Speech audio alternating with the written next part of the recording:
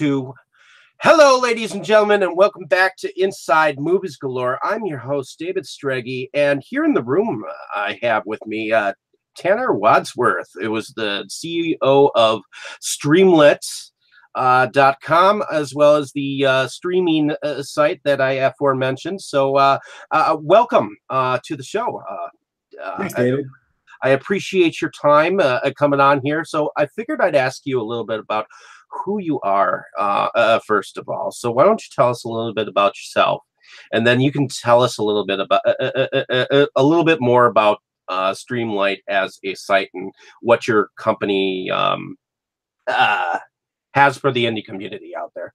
Sure, man. These were always the worst questions. You know, you'd be in school and they'd say, introduce yourself and say your name and one interesting thing about you. And they don't get any easier as you get older. But my name's Tanner.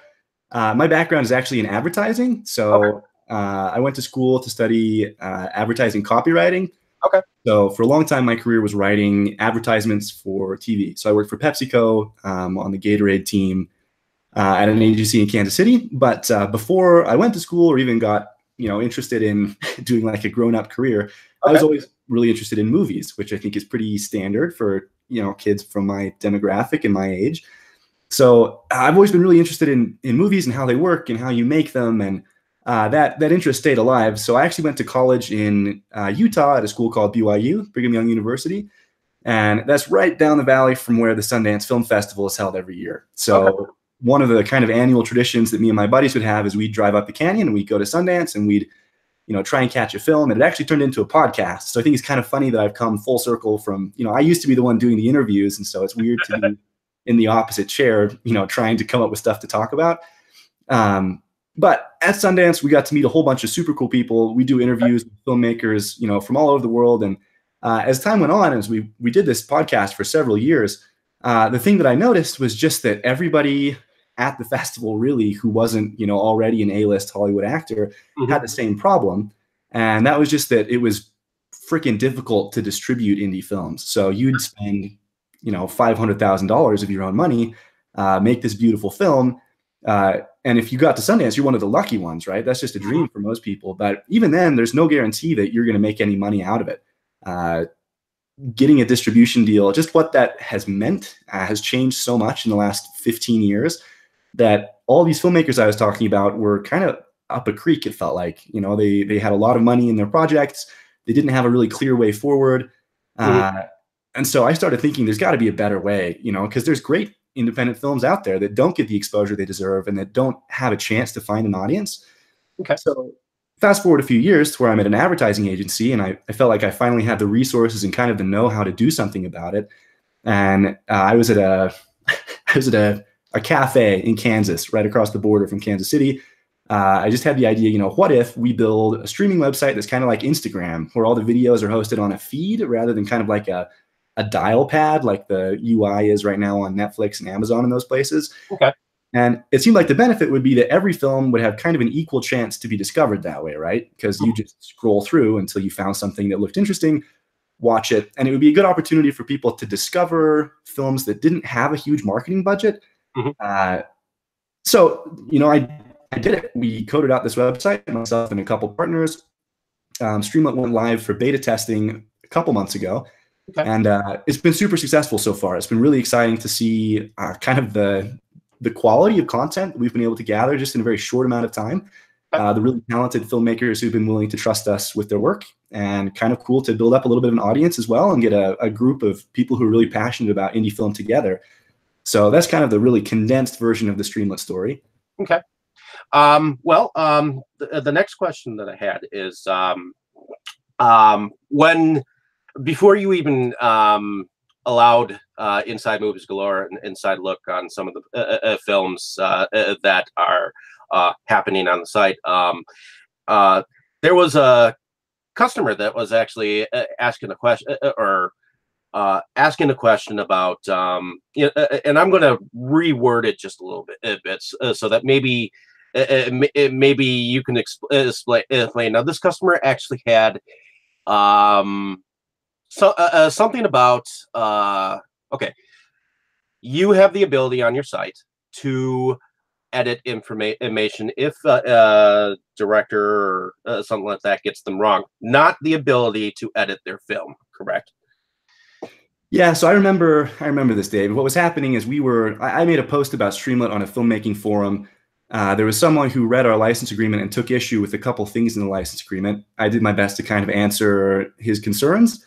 It seems to me, if I remember right, the issues that he had was just, like you said, that we, like every streaming platform I'm aware of, reserve a couple rights just to protect ourselves. So like you mentioned, we don't require submissions to come through aggregators like a lot of other platforms do. We accept just direct submissions, which means anyone who's made a film, they don't need to pay somebody else to submit for them. In fact, there's no application fee whatsoever. You just get onto our website, streamlette.com, you submit your film, and then if we accept it, it goes onto the feed. But what that means is that quality control becomes tricky sometimes. So filmmakers can be really good at making a film. That doesn't always necessarily make them great spellers.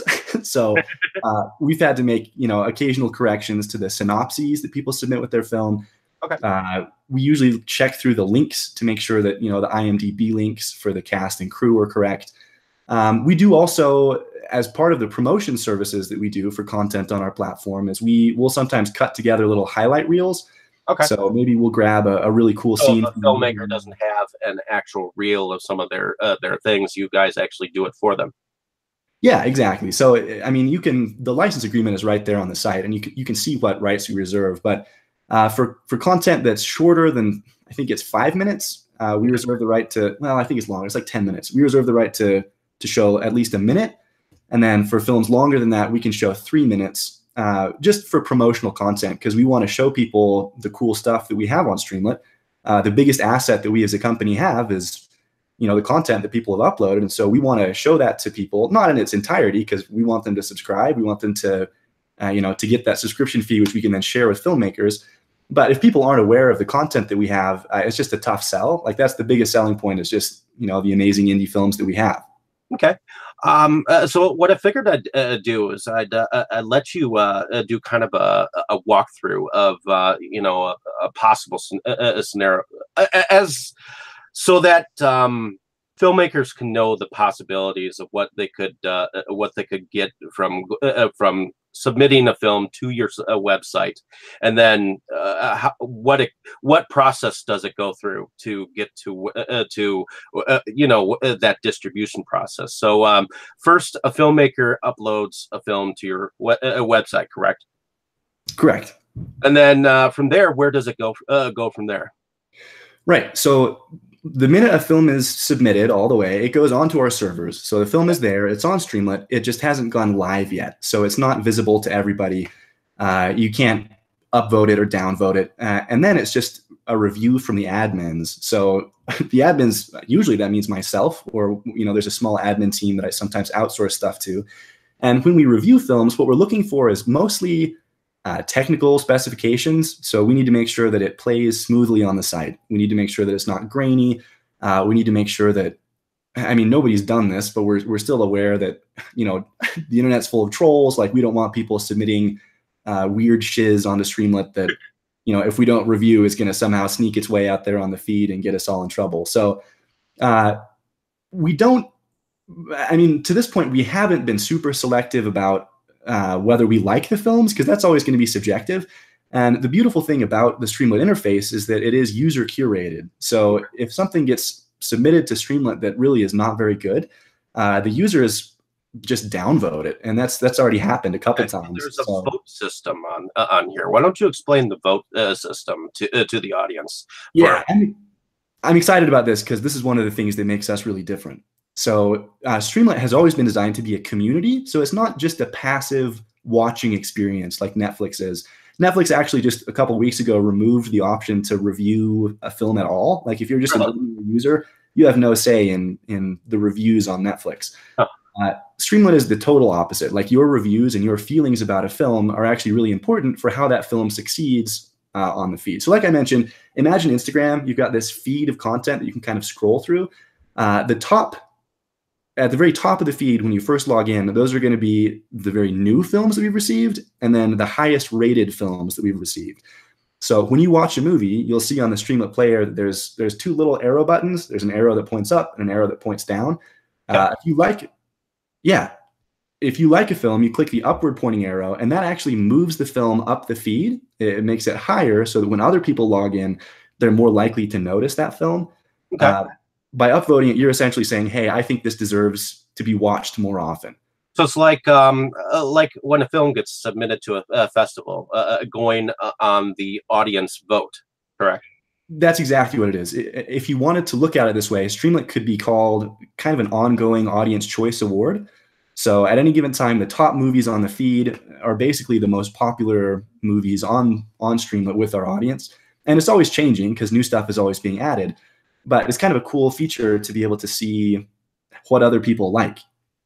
Okay. Now, have you had any films make it to a distribution as of yet? So far that films have actually been streaming on your site? Has a film gone through that voting process and gone on to distribution? So Streamlette itself is actually a distribution option. Really? Yeah, it is. So it's not a cure-all. It doesn't solve all the filmmakers' problems. I could talk about this for a long time, and I do often when I get the opportunity to present to people. But if self-distribution is the option that you choose as a filmmaker, you have a couple different stages that is probably the best plan to go through. So when you first release your film for self-distribution, it's important to keep all the rights, right? If you sell those rights to a third-party distributor or even to a production company, there's no guarantee that it's going to work out. I mean, you might get a little money, but you lose all your rights. And from that point, your hands are tied because you don't own your content anymore. So the first thing that's most important is holding on to, the rights to your movie. Mm-hmm. And then there's a number of different self-distribution options you can take. So TVOD, transactional video on demand, okay. Those are platforms like iTunes, right? You don't pay a subscription to iTunes. You go on there and you find the film that you like. You pay $2.99 for it or $7.99 or whatever. Mm-hmm. And then you own that film. It's a transaction. Okay. That's generally the best first step because when your movie is brand new and when you have a lot of interest in it, you can recoup usually quite a bit of money quickly through TVOD. So iTunes is the most popular version of that, but there's several others. Streamlette is not TVOD. Streamlette is SVOD, right? So subscription video on demand. Our model is more like Netflix or Amazon Prime. Okay. And that's usually the second step that you'd want to go to. So once the excitement has kind of died down a little bit around TVOD, you move it to SVOD, which means anyone who has a subscription to the platform can then watch your movie as many times as they want. Okay. So Streamlette is a self-distribution platform. We're non-exclusive, which is cool because that means that if you upload your movie to Streamlette, that doesn't mean it's done. You can actually still upload it to other places as well. Okay. So I know a lot of filmmakers who have their film on Streamlette and on Amazon and a couple other places as well. You can put it on YouTube Red or yeah, I noticed one of your filmmakers that has a couple of short films actually has some on Troma as a digital platform as well, Troma Now or whatnot. So yeah, I can definitely see that. I mean, that's one of the biggest appeals for filmmakers is that you're not, you get more than one chance. So let's say you submit your film to Amazon. It doesn't do great on Amazon. You can submit it to Streamlette. And then suddenly, you have 2 streams of income. You can put it on Troma and you've got 3. And so suddenly, you can have 4 or 5 different streams of income coming in all the time. And it makes you less dependent on a single source. So on the other hand, if you sell your film to a distributor, the rights are gone, right? They have an exclusive deal, which means your success as a filmmaker depends on whether the film succeeds or fails with that distributor. Like, you only get one shot. Okay. With non-exclusive, you have lots of different chances. So what are the other platforms beyond distribution besides the iTunes platform and the Streamlette platform? Are there distributors actually on Streamlette that are looking for films? That's a good question. I mean, the rising to the top of the feed is a great way to gain exposure for your film. I know exposure is a bad word for filmmakers. I mean, that's not what we're about. We split all of the revenue we bring in right down the middle, and 50% of that gets paid out to filmmakers. So we are a paying platform, and we do pay for content depending on how many hours it's watched. So usually our hourly rate is it's between 10 and 18 cents per hour that you get paid for every hour that your film is watched on Streamlette. Okay. When you say distribution, I assume you mean like a traditional distribution deal with like, you know, MGM or Paramount. Or something like Wild Eye distribution, or something of that nature.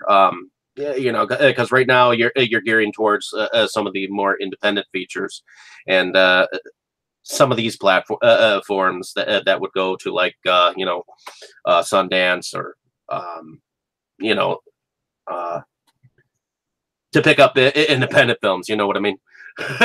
Yeah, of course, totally.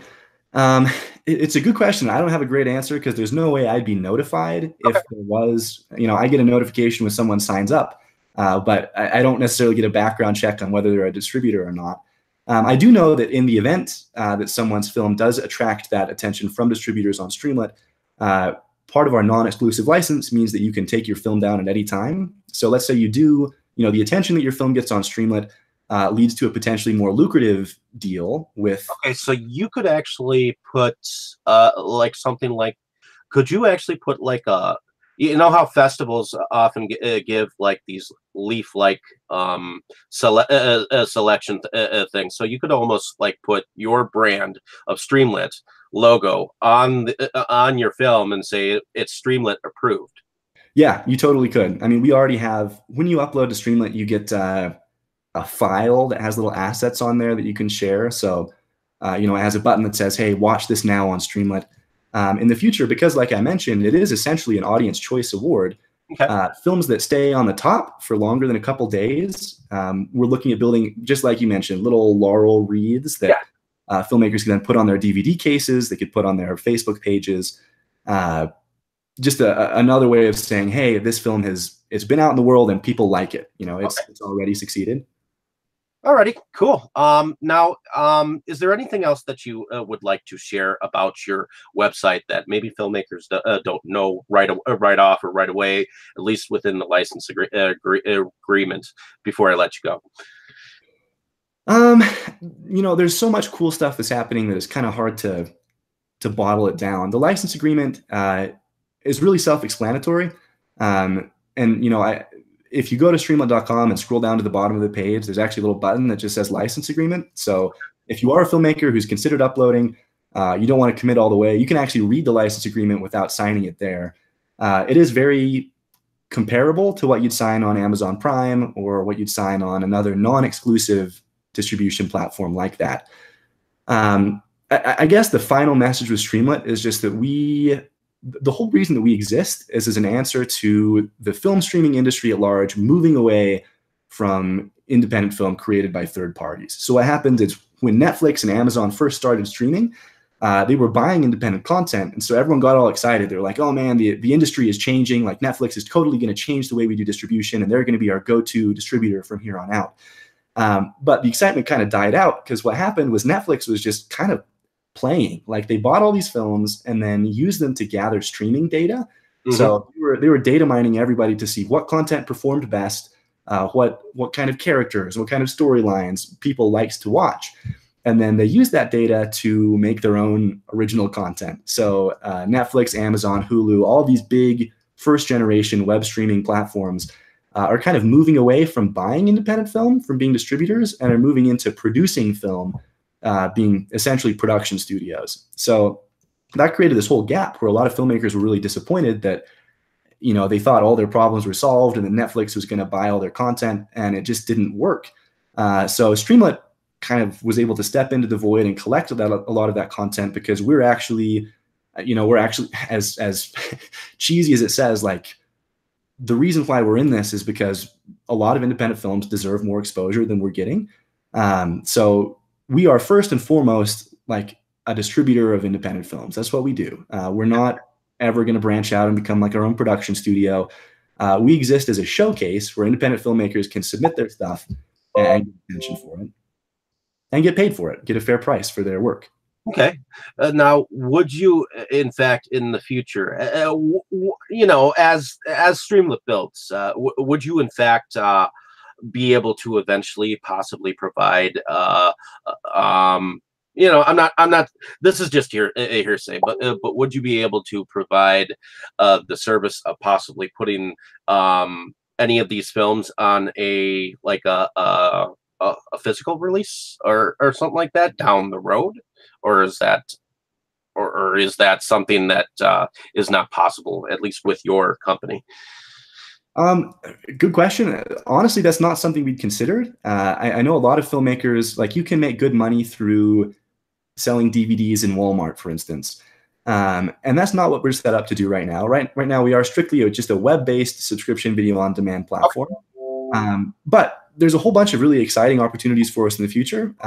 Maybe that's one of them. I mean, if that's something that's in very high demand from filmmakers, and filmmakers convey to us that that's a service that they'd like, we'll certainly explore that. Because yeah, I mean, we could sure burn DVDs and kind of help send those out too. It's just not something that we'd explored yet.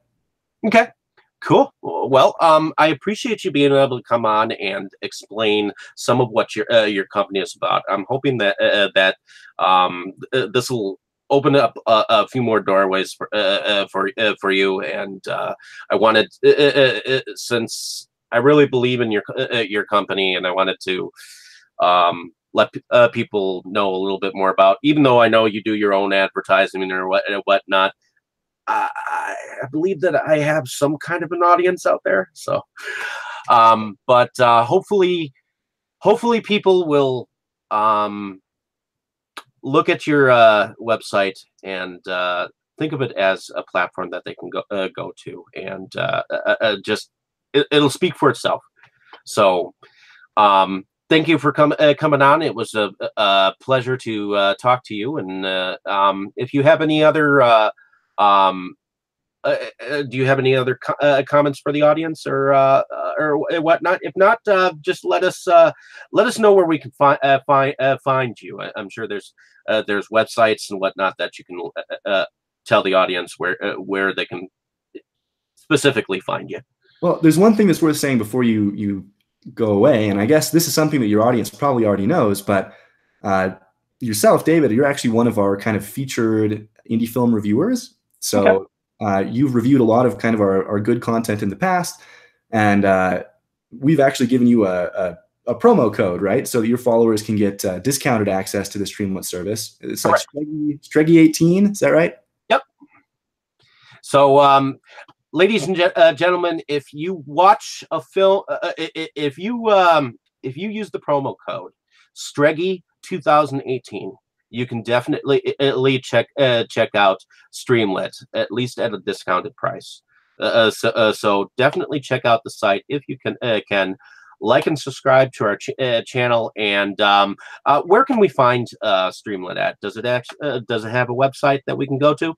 It does, yeah. So streamlette.com. The name comes from like streaming plus roulette, because the idea is it's all on a feed, and you're going to discover new stuff that maybe you weren't expecting. So Stream, STREAM, let, LETTE.com. Are you on Facebook, Twitter, any other places like that? We are, yep, on just about any social media platform you want to look for us. Search that name, Streamlette, and you'll find us on Twitter and Instagram. It's at Streamlette HQ. Awesome. All righty. Well, I appreciate your time, and thank you for coming on. And for all the viewers out there, definitely try if you're a filmmaker, definitely try to check out this website.